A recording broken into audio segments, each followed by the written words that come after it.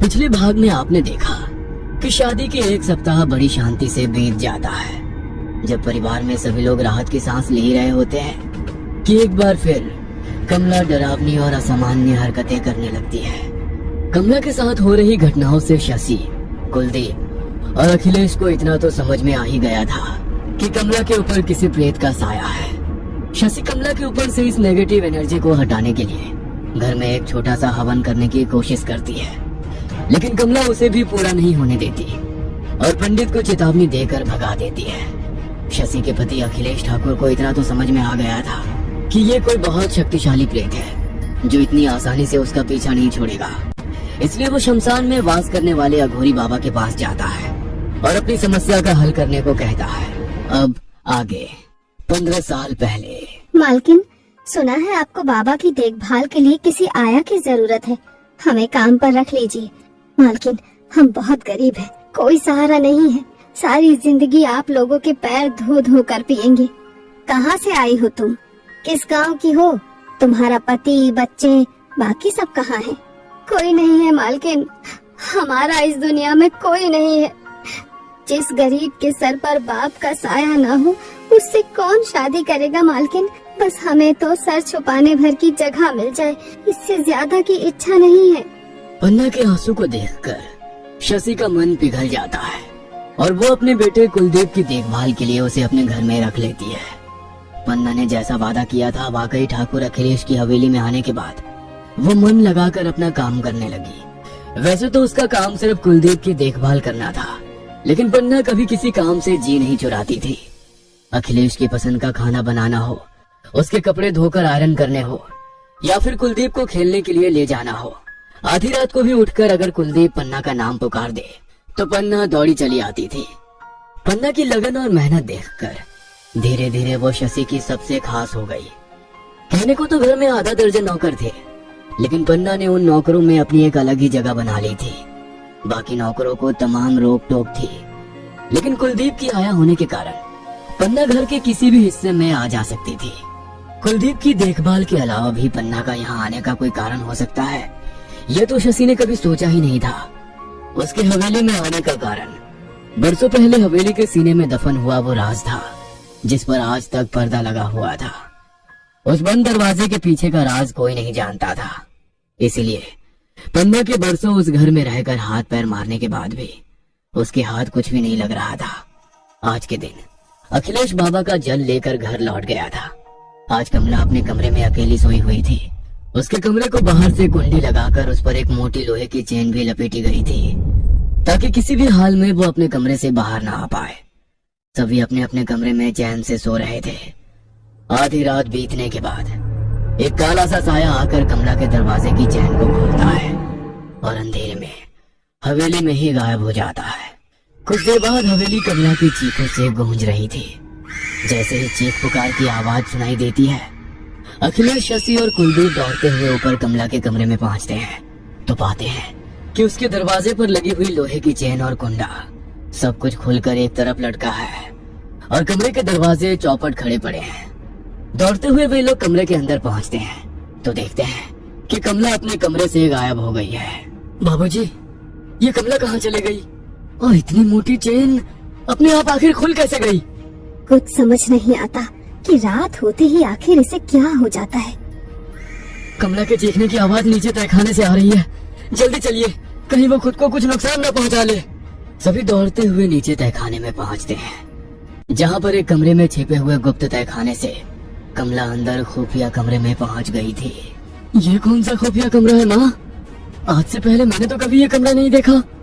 बेटे की बात सुनकर शशि थोड़ा घबरा जाती है और इधर उधर देखने लगती है। क्या हो गया कमला, क्यों चिल्ला रही हो? कमला अपने हाथों को जोर जोर से झटक रही थी और पागलों की तरह चीख रही थी।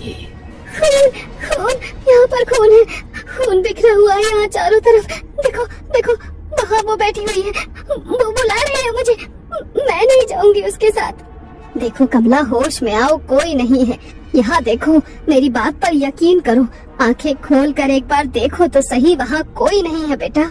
नहीं, खून है यहाँ, वो कह रही है वो ले जाएगी मुझे, यहाँ खून है।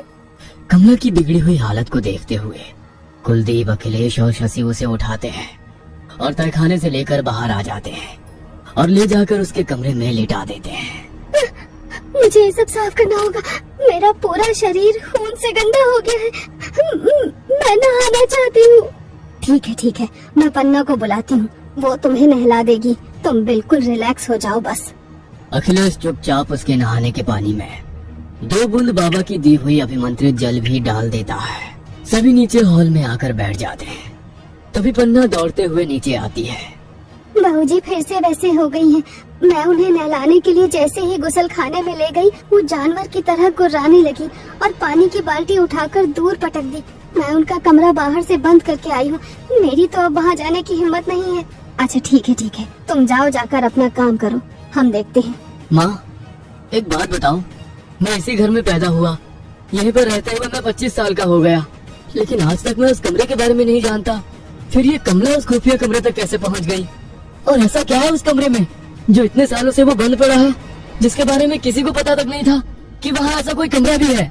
बेकार की बातों में दिमाग मत लगाओ कुलदीप। इस समय कमरे से ज्यादा जरूरी कमला की हालत है। ये सोचो कि तुम्हारी पत्नी ठीक कैसे होगी। और एक बहुत आश्वासन देकर विदा करके लाए थे हम कमला को। क्या पता था कि आने के बाद स्थिति बिल्कुल नियंत्रण से बाहर ही हो जाएगी।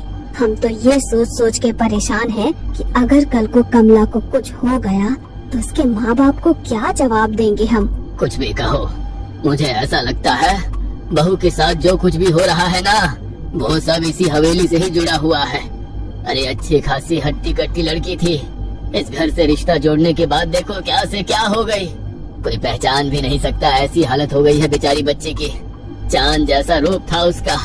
कमला की हालत पर चिंता जताते हुए अखिलेश ठाकुर अपने माथे पर हाथ रखकर बैठे हुए थे।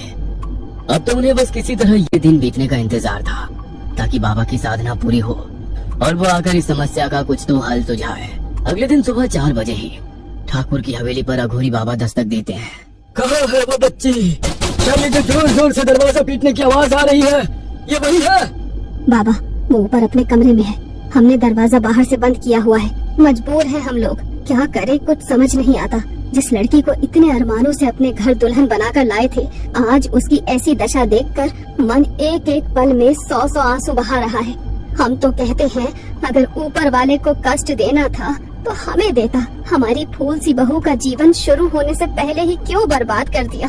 थोड़ा धीरज रखिए, मैं अपनी तरफ से प्रयास करता हूँ ये पता लगाने का कि आखिर आपकी बहू के साथ ऐसा क्या हुआ है जो उसकी हालत ऐसी हो गई। आप एक बर्तन में अपने घर का जल भर कर लाइए। बाबा के कहने पर शशि एक बर्तन में जल लाकर बाबा को दे देती है। बाबा अपने साथ लाई हुई सामग्री को घर में बिछाते हैं और उसके बाद उस जल के ऊपर कुछ मंत्रों की क्रिया करने लगते हैं। कुछ देर तक जल को अभिमंत्रित करने के बाद आपके घर में अवश्य ही कोई ऐसा हिस्सा है जहाँ से ये सब शुरू हुआ है। क्या आप जानते हैं वो कौन सी जगह है? ऐसी घटनाओं का केंद्र अवश्य ही होता है। नहीं बाबा, हमें इस बारे में कुछ नहीं पता। पहली बार तो जब बहू विदा होकर हमारे यहाँ आई तो वो आराम से अपने कमरे में सो रही थी और तभी पहली बार उसके साथ वो सब शुरू हुआ। ठीक है, आप मुझे उसके कमरे तक ले चलिए। बाबा वो जल लेकर कमला के कमरे की तरफ जाते हैं। वहाँ पहुँचकर नहीं, यह वो जगह नहीं है। ठीक है, आप ऐसा करिए, उन सभी जगहों को मुझे दिखाइए जहाँ जहाँ कमला के साथ कुछ भी अनहोनी हुई है। बाबा की बात सुनकर अचानक ही कुलदीप को कुछ याद आता है। हाँ बाबा, कल कमला अचानक से तहखाने में पहुंच गई थी और वहाँ जाकर जोर जोर से चिल्ला रही थी कि यहाँ पर चारों तरफ खून ही खून है। और सबसे अजीब बात तो ये है कि कमला तहखाने के जिस कमरे में पहुंची वो खुफिया कमरा था। उस कमरे के बारे में तो आज तक मैं भी नहीं जानता, फिर वो अचानक वहाँ कैसे पहुँच गई? जरूर उस कमरे का ताल्लुक इन घटनाओं से है। आप मुझे उस तहखाने तक ले चलिए। बाबा के कहने पर कुलदीप बाबा को उस तहखाने तक ले जाता है। वहाँ पहुंचकर बाबा वो जल का पात्र उस कमरे में रख देते हैं और मंत्र पढ़ने लगते हैं। देखते ही देखते पात्र में रखा हुआ जल जोर जोर से हिलने लगता है। मेरा शक बिल्कुल सही था, यही वो कमरा है जहाँ से इन सब चीजों की शुरुआत हुई है। इस कमरे में एक बहुत शक्तिशाली रूह का वास है। जल में हो रही हलचल बता रही है कि ये रूह कोई आम रूह नहीं है, ये एक शैतानी रूह है जो बहुत ताकतवर है। आमतौर पर ये जल इतना जोर जोर से हिलोर नहीं मारता जितना इस बर्तन में मार रहा है। आप सब लोग इस कमरे से बाहर चले जाएं। यहाँ रुकना आपके लिए ठीक नहीं है। बाबा सभी को लेकर उस तहखाने से बाहर आते हैं। ये कमरा आपकी हवेली में कब से है? आप कुछ तो जानते होंगे इस कमरे के बारे में, वरना इस तरह से इसे खुफिया रखने का कोई तो मतलब है ना। जरूर कुछ तो राज है इस कमरे के पीछे। बाबा, वैसे तो ये हवेली मेरे पुरखों के जमाने की है। मेरे दादा के पिता ने ये हवेली बनवाई थी, लेकिन मेरा बचपन इसी हवेली में बीता है। मुझे अच्छी तरह याद है, पहले यहाँ ऐसा कोई खुफिया कमरा नहीं था। इस कमरे को छोटा करने के बाद ये खुफिया कमरा बनाया गया है। अब किसने किया और क्यों किया, ये तो मैं भी नहीं जानता। यदि आप कुछ जानती हैं तो बता दीजिए। वैसे मेरे पास तो सच पता करने के और भी तरीके हैं। मैं अपनी सिद्धियों से उस आत्मा से सारा सच पता लगा सकता हूँ, लेकिन ऐसा हो सकता है कि उसमें लंबा समय लग जाए और इतने समय में आपकी बहू को यह आत्मा कोई नुकसान पहुँचा सकती है। जरूर आप लोग कुछ न कुछ छुपा रहे हैं। अगर सच नहीं बताना चाहते हो तो ठीक है, लेकिन फिर आपकी बहू की जान बचाने की मेरी भी कोई जिम्मेदारी नहीं है। मैं अपनी तरफ से सिर्फ प्रयास कर सकता हूँ। आपने बताया था कि आपकी बहू के सुहाग के सामान के साथ भी कुछ छेड़छाड़ हुई थी। जी बाबा जी, हमारी बहू की सुहाग की चूड़ियों की जगह न जाने कहां से काली चूड़िया आ गई थी। क्या वो काली चूड़िया अभी भी है आपके पास? अगर है तो लेकर आइए। बाबा की बात सुनकर शशि तेज कदमों से अपने कमरे में जाती है और वो काली चूड़िया लेकर बाबा के सामने आ जाती है। लीजिए, बहू के हाथों से उतरवा कर ये चूड़ियाँ मैंने अपने पास रख ली थी। बाबा कुछ देर तक आंखें बंद करके कुछ मंत्र पढ़ते हैं और फिर हाथ में जल लेकर कुछ बूंदे उन चूड़ियों पर छिड़कते हैं तो चूड़ियों का रंग बदलने लगता है और फिर धीरे धीरे लाल हो जाता है। ये देखिए, ये चूड़िया कभी काली नहीं थी। ये वही लाल चूड़िया है जो आपने अपनी बहू के शगुन में रखवाई थी। किसी ने काला जादू किया है इनके ऊपर। आपकी बहू के ऊपर तंत्र प्रयोग किया गया है।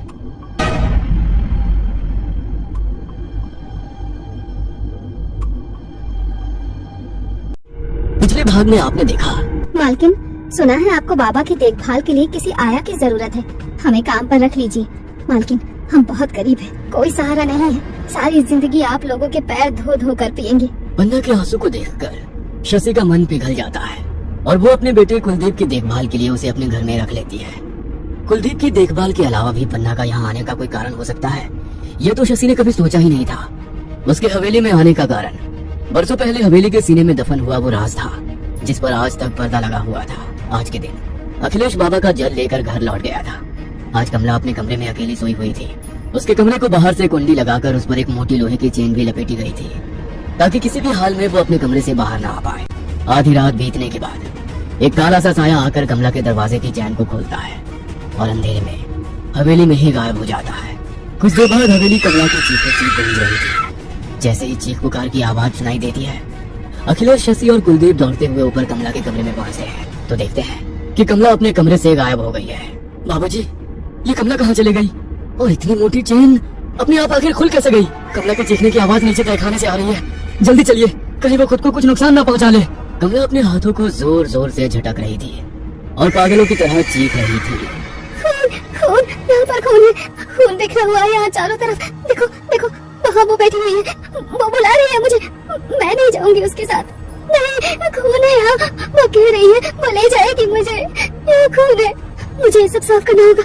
मेरा पूरा शरीर खून से गंदा हो गया है। मैं नहाना चाहती हूँ। अखिलेश चुपचाप उसके नहाने के पानी में 2 बूंद बाबा की दी हुई अभिमंत्रित जल भी डाल देता है। बाबूजी फिर से वैसे हो गई हैं। मैं उन्हें नहलाने के लिए जैसे ही गुसल खाने में ले गई, वो जानवर की तरह गुर्राने लगी और पानी की बाल्टी उठाकर दूर पटक दी। मैं उनका कमरा बाहर से बंद करके आई हूँ। मेरी तो अब वहाँ जाने की हिम्मत नहीं है। माँ, एक बात बताओ, मैं इसी घर में पैदा हुआ, यहीं पर रहते हुए मैं 25 साल का हो गया, लेकिन आज तक मैं उस कमरे के बारे में नहीं जानता। और ऐसा क्या है उस कमरे में जो इतने सालों से वो बंद पड़ा है, जिसके बारे में किसी को पता तक नहीं था? अगले दिन सुबह 4 बजे ही ठाकुर की हवेली पर अघोरी बाबा दस्तक देते हैं। कहाँ है वो बच्ची? ये जो जोर जोर से दरवाजा पीटने की आवाज आ रही है, ये वही है? बाबा अपने साथ लाई हुई सामग्री को घर में बिछाते हैं और उसके बाद उस जल के ऊपर कुछ मंत्रों की क्रिया करने लगते हैं। कुछ देर तक जल को अभिमंत्रित करने के बाद आपके घर में अवश्य ही कोई ऐसा हिस्सा है जहाँ से ये सब शुरू हुआ है। आप मुझे उस तहखाने तक ले चलिए। बाबा के कहने पर कुलदीप बाबा को उस तहखाने तक ले जाता है। वहाँ पहुंचकर बाबा वो जल का पात्र उस कमरे में रख देते हैं और मंत्र पढ़ने लगते हैं। देखते ही देखते पात्र में रखा हुआ जल जोर जोर से हिलने लगता है मेरा शक बिल्कुल सही था। ये कमरा आपकी हवेली में कब से है? आप कुछ तो जानते होंगे इस कमरे के बारे में, वरना इस तरह से इसे खुफिया रखने का कोई तो मतलब है ना। जरूर कुछ तो राज है इस कमरे के पीछे।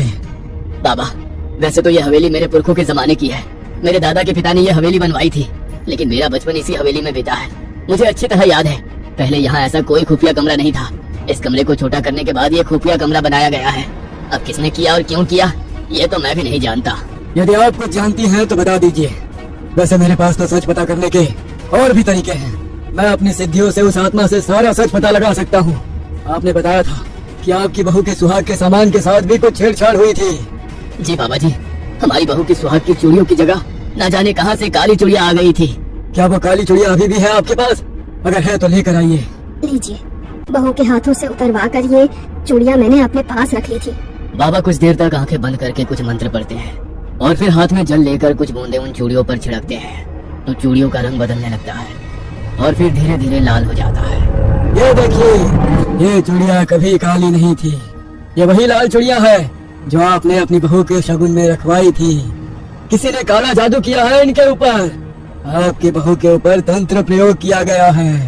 काला जादू और तंत्र का नाम सुनकर शशि बिल्कुल सन्न रह गई थी।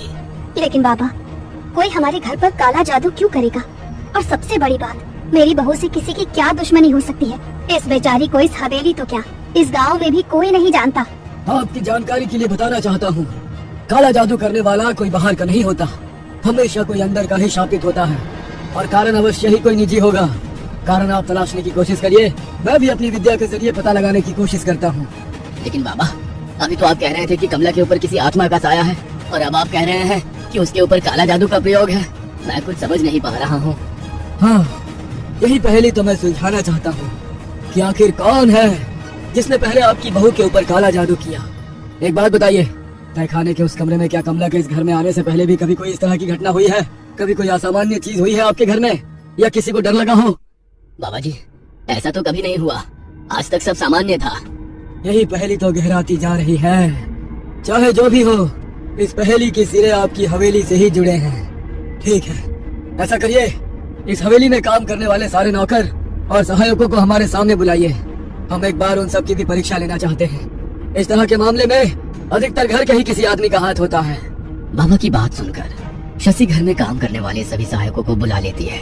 बाबा कुछ देर तक सिंदूर, मखाने और काले तेल को यज्ञ कुंड में डालकर कुछ मंत्र पढ़ते हैं। देखिए, मैंने अभी अभी तंत्र विद्या से सिंदूर को अभिमंत्रित किया है।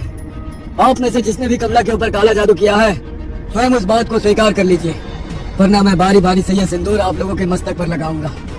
इसको लगाने से जिसने भी कमला के ऊपर काला जादू किया होगा, उसका हाल कमला से भी ज्यादा बुरा हो जाएगा।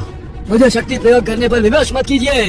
बाबा की ये बात सुनकर घर में काम करने वाले सभी 5 नौकरों के चेहरे डर से पीले पड़ गए थे। एक एक करके बाबा सबके माथे पर सिंदूर का तिलक लगा ही रहे थे कि तभी पन्ना वहाँ से भागने लगती है।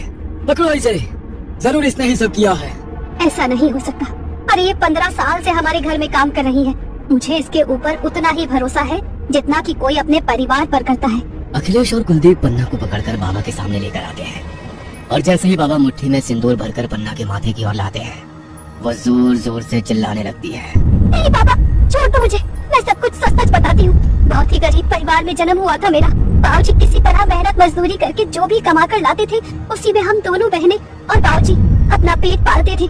कुछ समय के बाद बाबा की गंभीर बीमारी के कारण मौत हो गई। हमारे पास इतना पैसा भी नहीं था कि बाबा का इलाज कर सके। बस ऐसे ही तिल तिल भरकर देखते रहे हम अपने बाबा को। बाबा के जाने के बाद मैं छोटे मोटे काम करके घर चलाने की कोशिश करने लगी। मेरी बहन रुक्मणी इतनी खूबसूरत थी कि कोई भी उसे देखकर उसके प्रेम में पड़ जाए। हम गरीब लोग थे, गांव में बड़े बड़े जमींदार और ठाकुरों का राज था।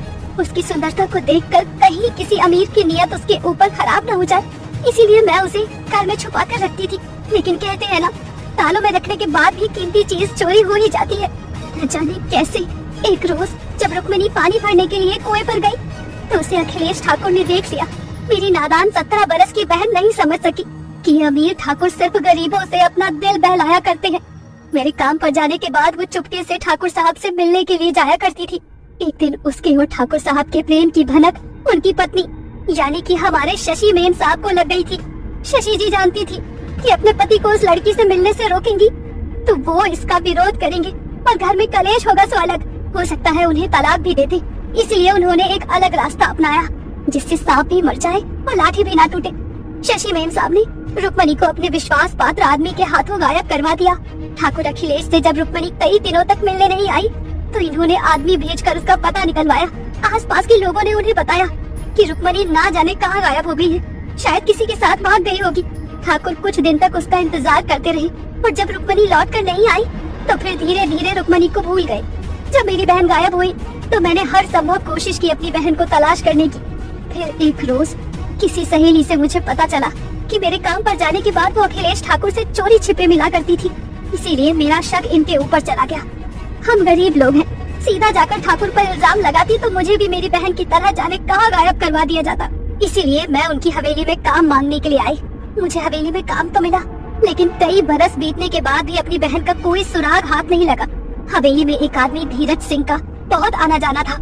मैंने अक्सर उसे ठकुराइन से बात करते देखा था। घर में आते जाते वो मुझे ताड़ने लगा था। धीरज सिंह मुझ पर डोरे डालने लगा था। मुझे अब सच जानने का मौका मिल गया था, क्योंकि ये वही आदमी था जिसने रुक्मणी को गायब किया था। मैंने धीरज के साथ प्रेम का नाटक किया। एक रोज शराब के नशे में उसने मुझे रुक्मणी की सारी सच्चाई बता दी। रुक्मणी को गांव से उठवाने के बाद ठकुराइन ने उसे अपनी ही हवेली के तहखाने में बंद करवा दिया था। रुक्मणी को रखने के लिए उसने पहले ही तहखाने के कमरे को बीच में से दीवार लगवाकर खुफिया कमरे में बदल लिया था। रुक्मणी की खूबसूरती से ठकुराइन को इतनी चिढ़ थी कि ये उसके सुंदर चेहरे को अपने पति की बेवफाई का कारण मानती थी। मेरी बहन तो बच्ची थी। इस ठाकुर की मीठी मीठी बातें उसका अपरिपक्व दिमाग भांप नहीं सकी। लेकिन गलती तो तेरे पति की थी ना। ये तो शादीशुदा था, एक बच्चे का बाप भी था। रुक्मणी के साथ प्रेम प्रसंग चलाते उसे शर्म नहीं आई और माना कि रुक्मणी और ठाकुर का रिश्ता गलत या गुनाह था, तो उस गुनाह की सजा बस एक को ही क्यों मिली? वो एक अनाथ थी, कमजोर थी। इसीलिए ठकुराइन ने उसे तहखाने में लाकर जंजीरों से जकड़ कर रखा। उसे तरह तरह की यातनाएं दी, मारा पीटा। इतना ही नहीं, उसके सुंदर चेहरे को गर्म सलाखों से जलाया, उसके सुंदर लंबे बालों को कतर दिया। महीनों तक जुल्म सहने के बाद अंत में मेरी बहन रुक्मणी ने दम तोड़ दिया।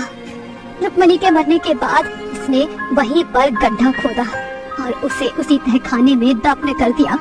मेरी बहन ने अपनी सुंदरता और गरीब होने की कीमत चुका दी थी। जब मुझे ये सब पता चला तो जी चाहा उसी दिन पूरी हवेली में आग लगा दूं, लेकिन मैं इन्हें आसान मौत नहीं देना चाहती थी। तड़पा तड़पा कर मारना चाहती थी, जैसे इसने मेरी बहन को मारा। इतना कहकर पन्ना जोर जोर से रोने लगती है। क्या रुक्मणी को तुमने गायब कराया था? इस भोले चेहरे के पीछे एक कातिल छिपी है।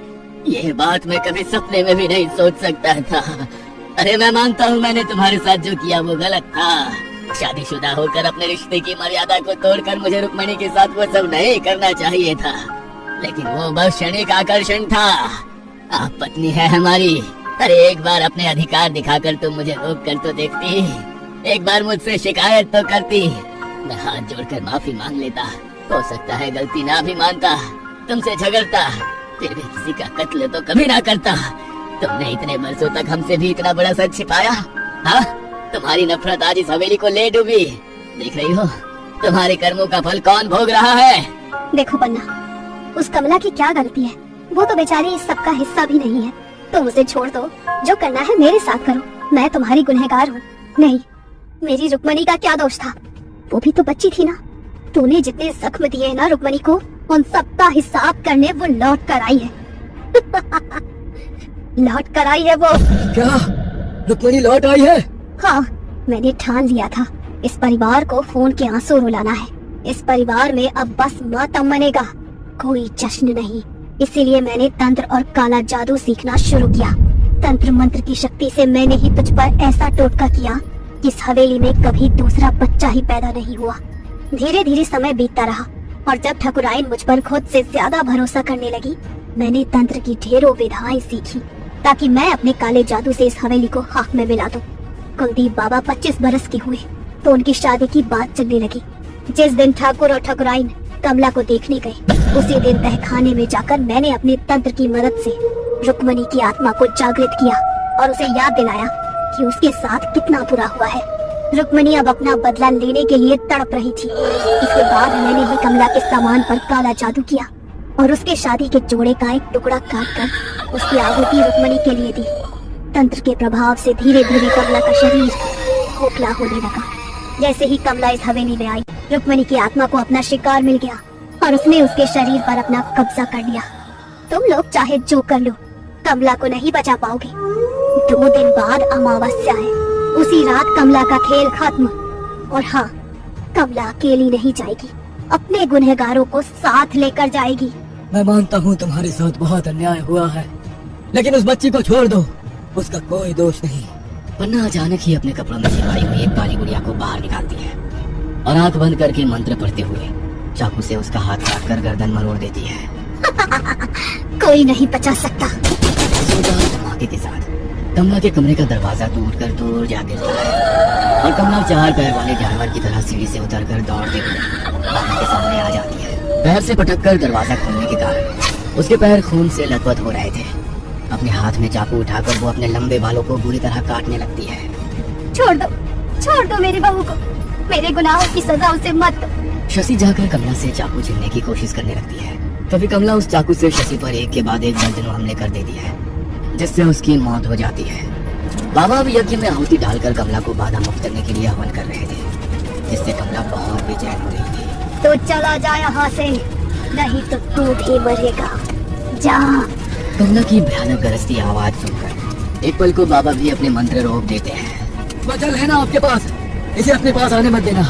मैं प्रयास करता हूँ, लेकिन यह आत्मा बहुत ताकतवर है। काला जादू इसके शादी के जोड़े पर भी किया गया था।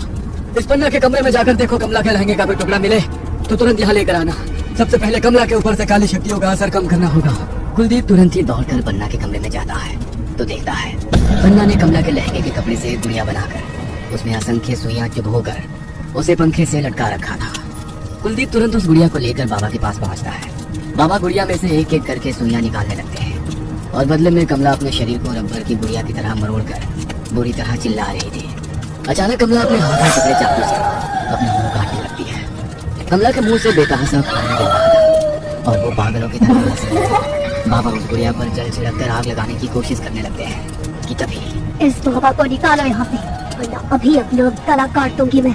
इतना कहकर कमला चाकू से अपना ही गला रेतने लगती है। खून की बूंदें जमीन पर गिरती देखकर बाबा वहां से उठकर जाने लगते हैं। यह आत्मा बहुत शक्तिशाली है, इसे शांत करने के लिए जो करना है जल्दी करना होगा। मुझे जाना होगा, नहीं तो कमला की जान चली जाएगी। बाबा के जाने के बाद अब ठाकुर को कोई और रास्ता सूझ नहीं रहा था। रुक्मणी, मैं हाथ जोड़कर माफी मांगता हूँ। तुम्हारा गुनहगार मैं हूँ। मैंने ही तुम्हें वो सब सपने दिखाए जिसने तुम्हें मौत तक पहुँचा दिया, लेकिन मैं कभी ऐसा नहीं चाहता था। मैं तो प्रेम करता था तुमसे, आज भी करता हूँ। रुक्मणी, जो हुआ उसे मैं बदल तो नहीं सकता, लेकिन मैं तुम्हारे साथ चलने को तैयार हूँ। बस तुम इस बच्ची को जाने दो, ये बेगुनाह है। कमला की जान बख्श दो। नहीं रुक्मणी, ये चाल है, तुझे इनकी बातों में नहीं आना है। कोई माफी नहीं, छोड़ना नहीं इसको। अगले पल ठाकुर चाकू से अपने हाथ से हाथ काट लेता है। एक जोरदार चीख के साथ कमला जमीन में गिर जाती है और बेहोश हो जाती है।